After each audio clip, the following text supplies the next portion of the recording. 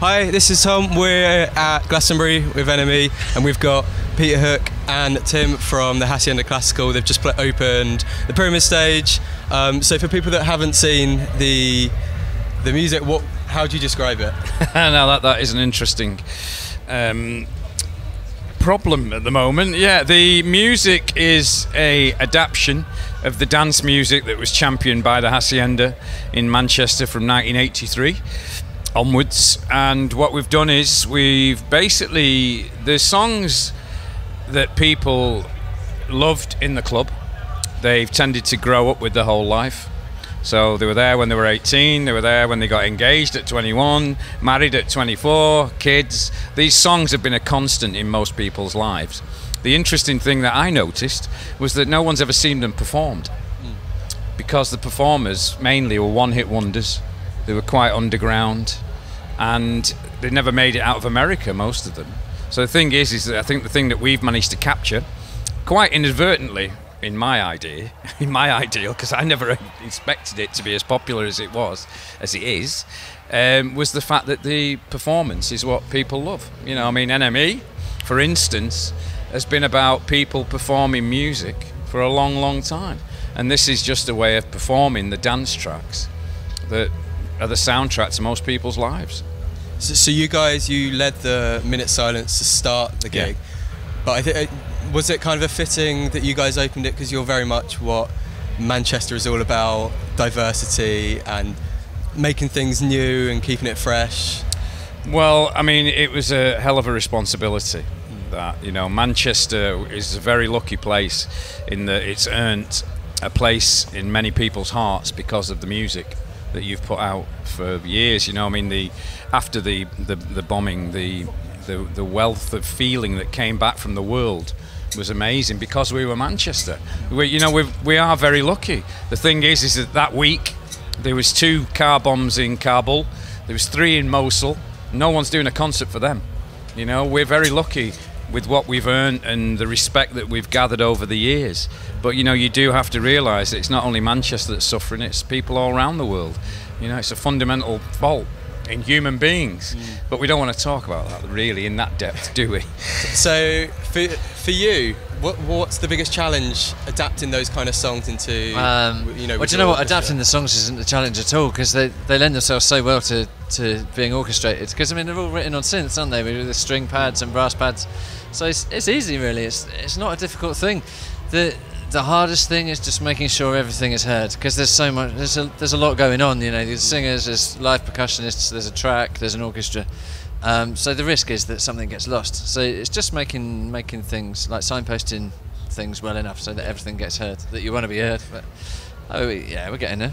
We're getting there. How did you find, like, what's the best response you get from, like, the track? What's the biggest one that gets everyone going? Oh, because like there's so many great ones in there. It's Ride on Time every time, isn't it? I think. Well, Blue Monday, Ride on Time. The honest thing is that everybody has a favourite. Yeah. And it's always that thing about, oh God, you know, which ones you'd feature. Yeah. And that's what makes it continual, because every set, even though everyone loves it, they always think, oh, you know, it could be better, so let's do this. And then that's me and him are thinking, oh great, we might get another one out of this. You know, so it does work that way. But it's the big bangers, as we call them, that always get people going. I mean, you know, it's quite interesting, the fact that you're performing music that was mainly recorded and getting an audience reaction as opposed to a club reaction, when everybody sort of goes off on themselves. Is there a big difference? Yeah, I mean, they love the fact that it's performed, like I said before.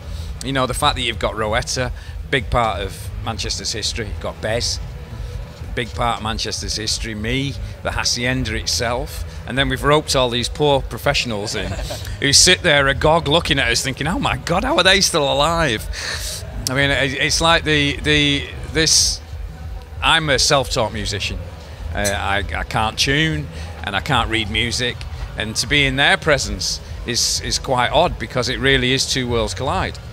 But you know, I'm a different musician, but it's nice to work with them. It is quite weird. It really keeps me on my toes. I feel like a fraud most of the time as that kind of musician. You know what I mean? They're very disciplined and very Professional. Yeah, well, let me say you put it across. Yeah.